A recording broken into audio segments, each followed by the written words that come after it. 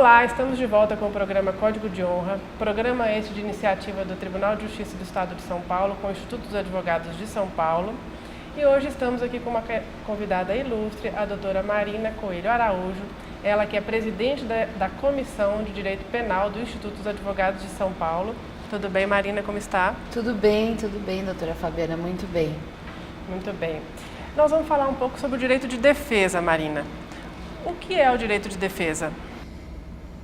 Na verdade, eu queria inicialmente agradecer a oportunidade e é uma honra estar aqui nesse programa. Eu que faço parte da diretoria do Instituto e acompanho todas as questões e a importância dessas iniciativas. Doutora Fabiana, parabéns pelo seu trabalho realizado aqui nesse programa. O tema do direito de defesa é um tema que muito me instiga até pela minha profissão. Eu sou advogada criminalista e lido com essas questões, com esses dilemas sociais desde os bancos da faculdade. O direito de defesa, ele é essencialmente a possibilidade que a nossa legislação, inclusive Constituição Federal, obriga a todas as pessoas que todas as pessoas tenham o direito de se defender efetivamente perante o poder punitivo do Estado.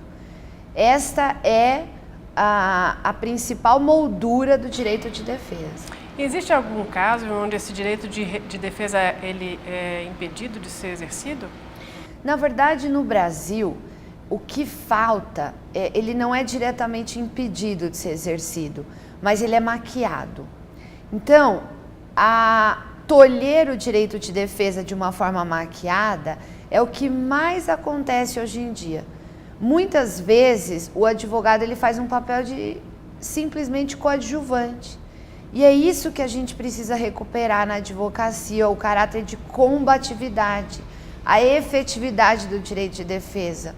O advogado não está lá simplesmente para assinar a ata de audiência.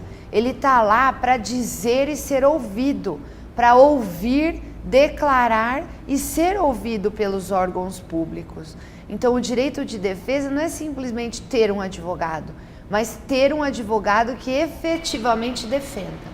A senhora consegue me passar um exemplo de como você acha que deveria ser exercido esse direito de defesa corretamente por um advogado, já que nós estamos falando para os advogados? Primeiramente, o que eu penso é que o advogado ele tem que ir para uma defesa absolutamente ciente dos seus direitos. Então, acontece muito de juízes e promotores, na correria do dia a dia, acabam tolhendo algumas pequenas possibilidades de defesa que são importantes.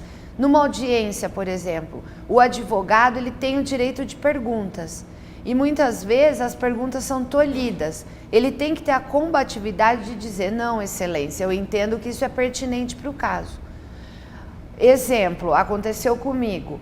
Eu fui reprimida por um juiz por ter feito um habeas corpus perante esse Tribunal de Justiça e ter o meu habeas corpus concedido. O juiz me reprimiu em audiência porque eu fiz eu usei esse instrumento jurídico que na verdade é lícito e é o meu direito, o direito do meu cliente. Eu não posso sofrer represália por exercer o direito de defesa do meu cliente. Então, se eu não tivesse o conhecimento claro do meu direito como advogada e do direito do meu cliente como réu, eu poderia ter ficado, de alguma forma, retraída, mas eu não fiquei. Então, o direito de defesa está diretamente relacionado com a democracia, com a igualdade em uma sociedade? Muito. Doutora Fabiana, hoje em dia, muitas vezes eu leio nos jornais que os advogados estão querendo tumultuar o processo, estão fazendo habeas corpus para tumultuar o processo.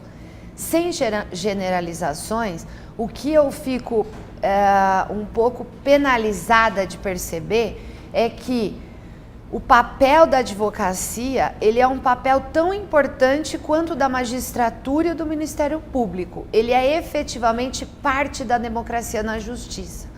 E isso tem que ser reconhecido, é um papel importante, um papel de ator e não mero coadjuvante. E hoje em dia, quais são as ações tomadas pelo poder público para garantir este direito de defesa? No Brasil, a gente tem algumas ações. Eu vou nomear especificamente o estado de São Paulo, que eu considero um estado que tem bastante sucesso nessa questão do direito de defesa efetivo. A gente tem aí a Defensoria Pública, que no estado de São Paulo foi criada recentemente, mas já tem uma atuação muito forte. E nós temos a questão dos convênios com a OAB. Vários advogados se colocam à disposição do Estado para defender pessoas que não têm dinheiro para pagar a defesa. Então, essas duas iniciativas são cruciais para que a gente tome cada vez mais espaço de defesa efetiva nos processos penais. E você entende que essas medidas são suficientes ou precisaria de alguma coisa a mais? Ainda não é suficiente, tanto que a gente tem aí uma alteração legislativa do último ano, que é a alteração do Estatuto da Ordem dos Advogados do Brasil e que mudou a postura em relação à advocacia pro bono. Então já tem alguns institutos, por exemplo, o Instituto de Defesa do Direito à Defesa, que tem projetos no sentido de reunir advogados para também fazer esse tipo de advocacia, que na verdade é uma advocacia pro bono, mas os advogados doam parte do seu tempo para essa causa social. E isso não significa de forma alguma que eles estão querendo angariar cliente ou tendo alguma outra situação envolvendo isso. Não, são pessoas que doam o seu tempo num projeto de absoluta responsabilidade social. Então isso tem crescido a partir da alteração legislativa do Estatuto da OAB. Você que atua no direito penal, né, que é uma das áreas mais brilhantes assim, da advocacia em termos de demonstrar o direito puro, né? Você me passa um caso onde você viu o direito de defesa sendo essencial para a solução do processo. Eu vou lhe falar, eu trabalhei num caso pelo IDDD, que é esse instituto, eu faço parte do projeto do júri. E me nomearam como advogada da ativa de um réu que o apelido dele era algo como Branquelo, alguma coisa assim. Foi bem antes de um feriado de Tiradentes, eu lembro bem que o júri ia ser no dia seguinte, eu fiquei estudando o júri, não conheci o réu porque ele estava preso, então eu cheguei no fórum muito assustada, porque o processo me parecia alguma coisa surreal. Não tinha prova nenhuma contra aquela pessoa que chamava Ronaldo.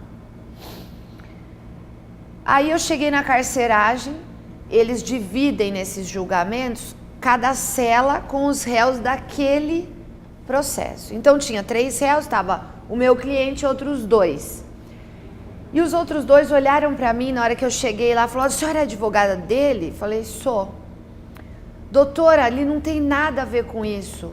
Nós nunca vimos esse sujeito, nós conhecemos ele durante o processo. Ele não participou. E ele estava preso, doutora Fabiana, há 5 anos. 5 anos. Somada essa informação a tudo que eu já havia visto no processo, não tinha tido habeas corpus, não tinha tido nenhum instrumento para poder liberá-lo. Eu cheguei na sala do juiz e do promotor e falei: excelências, está acontecendo algum engano.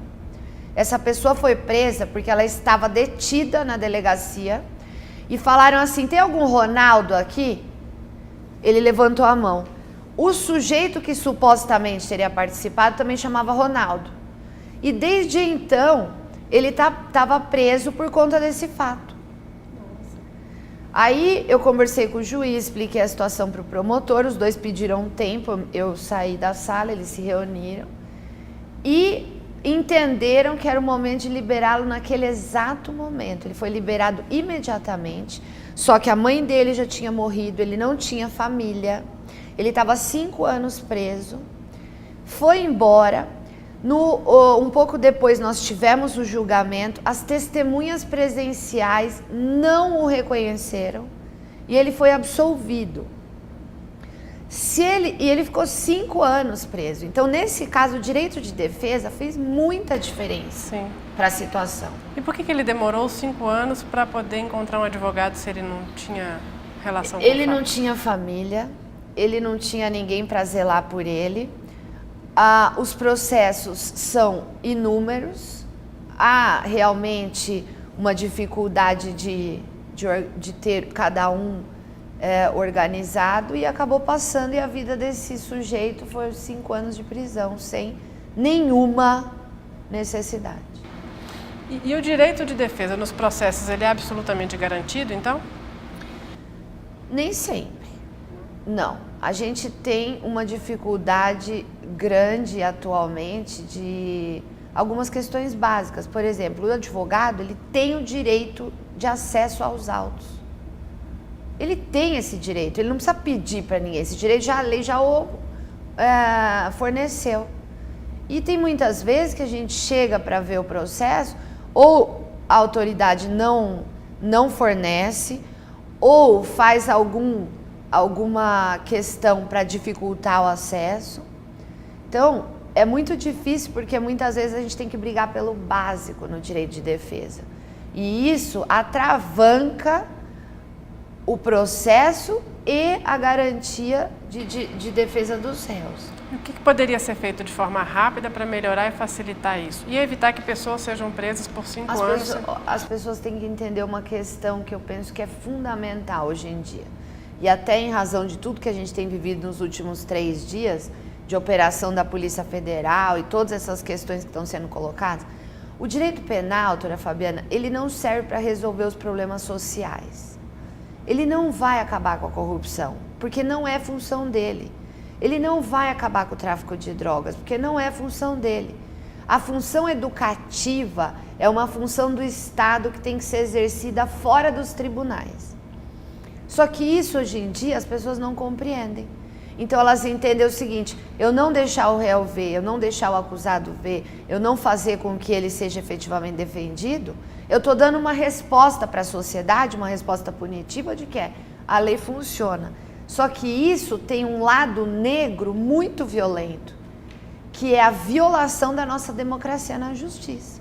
E nós não podemos, como cidadãos, permitir isso, porque isso viola não só o direito de quem está sendo acusado, mas o direito da sociedade inteira de ter acesso a tudo que tiver contra ela na justiça.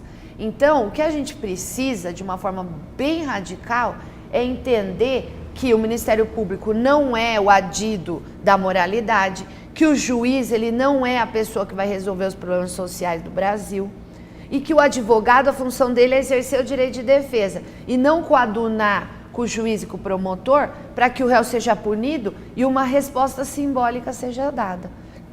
Para mim, esse é o principal objetivo, e que eu brado aos 4 ventos. Nós temos outros meios para resolver os problemas sociais que não o direito penal, a gente precisa usar.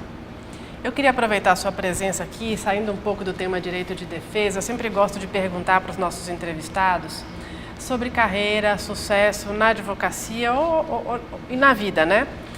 E a gente tem um público que assiste o nosso programa, que são as pessoas que estão fazendo o curso de Direito ou pessoas que ainda querem fazer o curso de Direito. E eu queria perguntar para você o seguinte: o que você acha de ser uma advogada penalista? Você, como mulher, como é o seu papel na advocacia penal como mulher? Se é como você atua diante disso, o que você pode falar para os diversos formandos em Direito que querem atuar no Direito Penal e também para as mulheres que querem atuar no Direito Penal? Fabiana, eu sou uma apaixonada pela minha função. Eu realmente, assim, sou muito realizada, eu gosto muito do que eu faço.